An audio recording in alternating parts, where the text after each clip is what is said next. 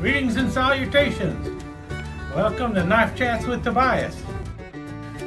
So, a viewer asked me if I had done a video on the folding hunter, and I thought about it, and it's like, no, I do not believe I have done a video on the folding hunter yet. And when he asked the question, the first knife that popped into my mind was the Buck 110 here. And so I asked him, are you referring to the Buck 110? Because I did do a video on the Buck 110, but I talked about how the Buck 110 is basically the grandfather of just about every single-bladed modern folder out there. And they all can be traced back to this. And at the same time, it is kind of the end of the road of the folding hunter family when you think about it in the traditional world. So this is the crossroad knife.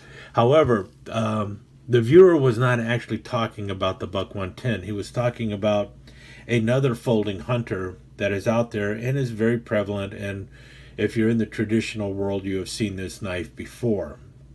Okay, now the knife most associated with the term folding hunter is this knife here. Well, not this specific one. It would have been made by W.R. Case & Son. This one is NAHC Limited. It is made in China. And this is a single blade version. There's also a two blade version. We'll show these in a little more detail in a little bit.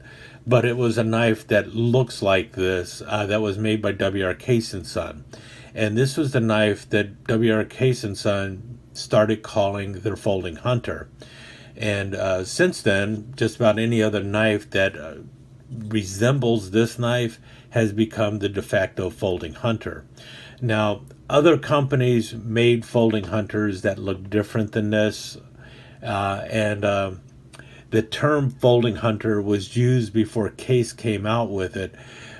But basically, the strength of the W.R. Case & Son company has created it to the point that this is the de facto folding hunter.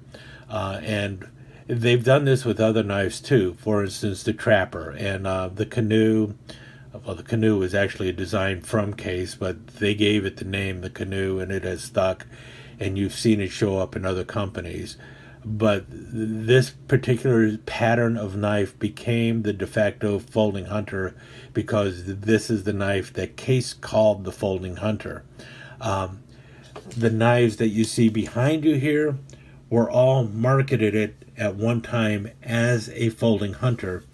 And obviously the Buck 110 was well after this knife became the folding hunter, but it still fits the criteria of what a folding hunter is, which is basically a large clasp knife with a clip blade. And in fact, at one time the term clasp knife and folding hunter were interchangeable. Now, I know what you're saying. Wait a minute, this knife over here, this is a Barlow, and the term Barlow has been around a long time. So how could this have been referred to as a clasp knife or a folding hunter? Well, primarily because that's what it would have been used for. So it is basically a related knife to the folding hunter family. It is a large clasp knife. It fits that definition, and it has a clip blade. We're talking about a knife that is 5 inches long with a 4-inch blade, so 9 inches overall. And its purpose at the time would have been for cleaning game. And so that's why this is also indirectly a type of folding hunter or a type of clasp knife simply because of the size. It being a large clasp knife, it falls into the folding hunter family.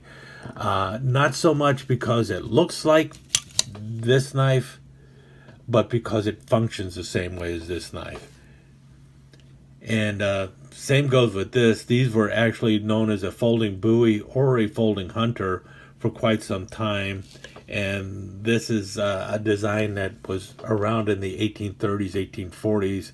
Obviously, this knife is not from that long ago. This is one made by Hammer brand, but it is a copy of a Sheffield folding buoy or folding hunter. And you see the same thing here. It's got the coffin handle, big old clip blade, and it would have been used for hunting and also for fighting and self-defense and stuff. But this was also referred to as a folding hunter. And next up is two different styles of Coke bottle knives. Now these were actually, when they first came out, were known as violin knives. They were also known as beaver tails, but they were also known as folding hunters. They fall into the folding hunter family, but because they have a more specific name that has been around for some time, they ended up being sold that way, simply because of, well, so you could identify it a little bit better. So these are also a folding hunter style of knife or a folding hunting knife, even though they have a name different than that. Both of these are now commonly referred to as a Coke bottle, but back in the day they were also referred to as a swell center folding hunter. That was the first name that would have been given to them, as a swell center folding hunter. Later, because of the shape of the handles, they were referred to as beaver tails, and because of the overall shape of the knife, they also picked up the nickname of violin knife, and then in the early 20th century they became Coke bottles. This one is by Rough Rider, and it has the copperhead style bolster, which a lot of people like.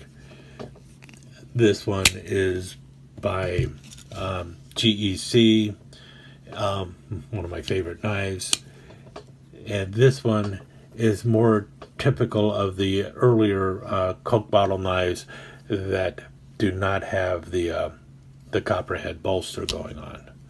So you got the little catch there. But in any case, both of these are also known as swell center folding hunters from back in the day, or a swell center clasp knife. So I'll leave that there and there. And then we have the knife here, which is the Marbles safety folder, and it is also a folding hunter. And if you notice, if you look closely enough, what you see here is, again, a swell center here. You've got a swell center folding hunter handle here, a little short, but you see the swell going on. Let's compare the two. See the bump in the middle there? You got the swell, you got the rounded bottom. It's basically a beaver tail handle right there that has this little extension going out the back, so you can put a longer blade in there. You also have the swing guard on there, and that is something that was very common in 19th century folding hunters. A lot of them had a swing guard on there. So it's not a new idea to put the swing guard on the knife. And then this folds in there. When we fold it in, then you can definitely see that Coke bottle shape coming into that handle. You got the swell in the sides there. And that was something very common in early folding hunters. They would have a swell center handle. They became the Coke bottles today, but originally they were a folding hunter. Now, if you were to go back to the late 19th century, this is the knife that most people, if you were to say, hey, I got a folding hunter in my pocket, this is most likely the knife that they would think you would be carrying. This is it's a clasp knife. It's got the proper frame. It's got your powder horn in there, and it's got a big old clip blade in there. And it's a large knife. It's really big. I think it's, well, let's see here.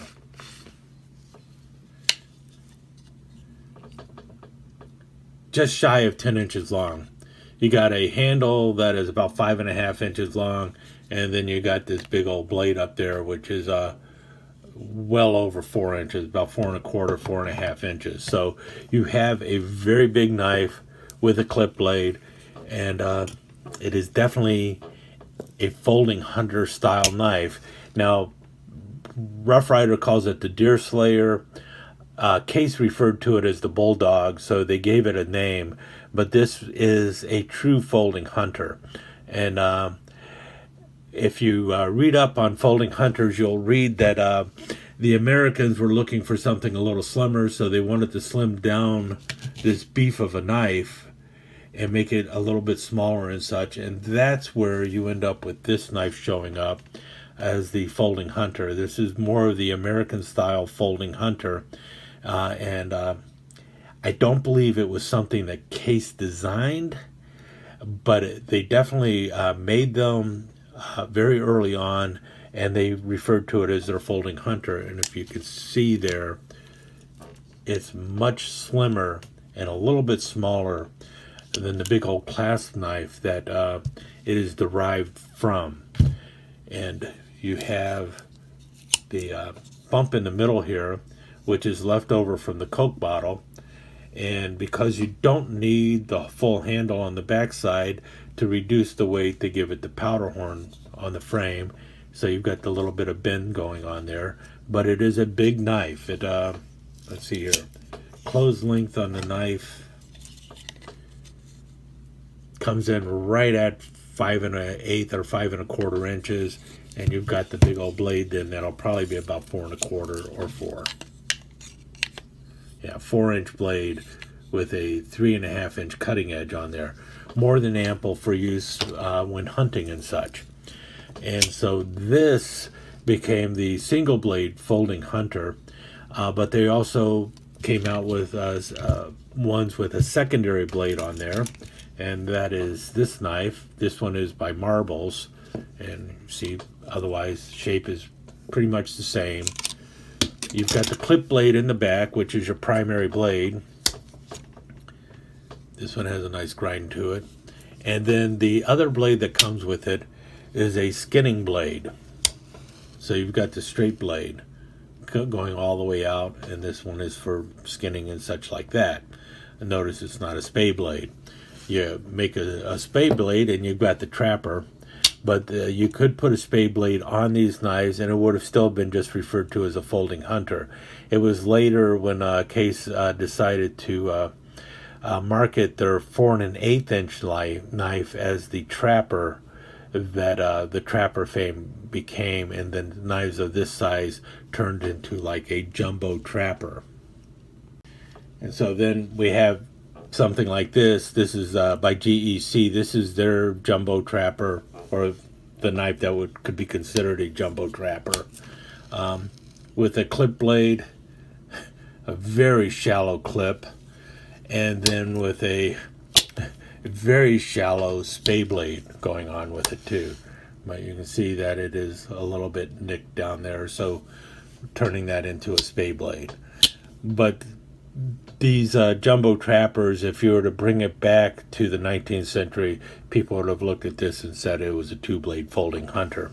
Same with this knife here. But because this pattern, this style of handle was called the folding hunter by Case, numerous other companies just followed suit, and this became the de facto folding hunter. But in the world of knives and such, there are numerous knives that fit the bill for a folding hunter, including even the okapi here, which, when you look at it, has got about the same shape handle and a big old clip blade. So, okapi, folding hunter or not? I would say yes, it is, but not when it comes to a specific pattern. The knife could be used as a folding hunting knife, but it's not the pattern folding hunter. Does that make sense? However, we got to remember too that when Buck came out with the Buck 110, this was marketed as a folding hunter. This was the Buck folding hunter, often referred to as the lockback folding hunter, but this is also can be referred to as a folding hunter simply because that's what Buck called it. And it does fit all the criteria of the original folding hunters. It is a large clasp knife with a clip blade. So is it a folding hunter? I would say yes. Is it this pattern of folding hunter? No. But still, it is a folding hunter. And that is why for me, when you look at just about any modern folder, all it is somebody trying to make an improvement on the last of the folding hunters, which was the Buck 110. This is really the culmination of years of evolution of the folding hunter knife. Now, this pattern lives on for sure. The one that Case referred to as the folding hunter, it lives on for sure. Numerous companies still come out with this. Rough Rider comes out with them all the time. Marbles is still making them, and you see other companies making the folding hunter knives. Matter of fact, Case just a few years back pulled the pocket folding hunter, or the pocket hunter, out of the vault, and that is nothing but a shrunk down folding hunter. You can see it right there.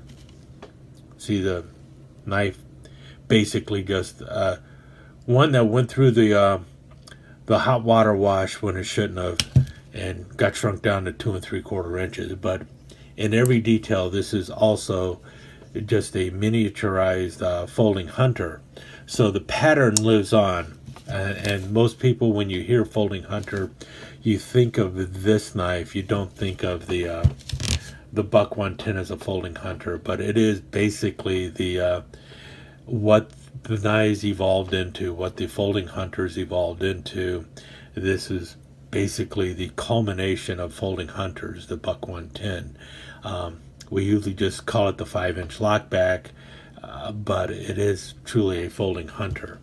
But as for the pattern, the knives that are normally referred to as a folding hunter, it's these two here, the 1 and 2 blade folding hunters.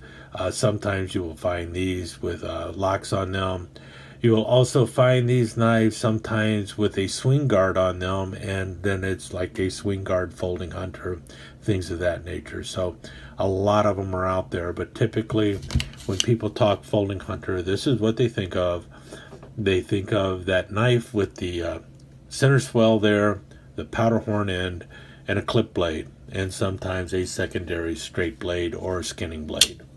So there you have it. That is my take on not only the pattern, but kind of the evolution of the pattern. You see that it has a rich history, and a lot of knives are very much related to this particular large clasp knife, the folding hunter.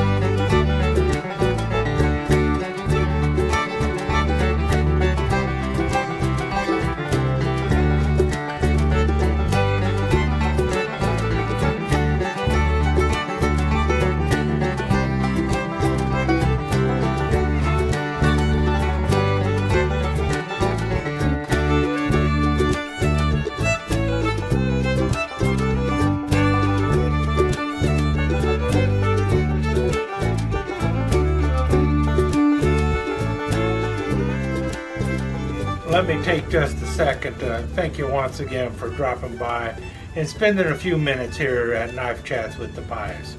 I really do appreciate it, and I do appreciate any comments that you leave. So please remember to give me that thumbs up, and also don't forget to subscribe and ring that notification bell so you'll know when the next episode is up and running.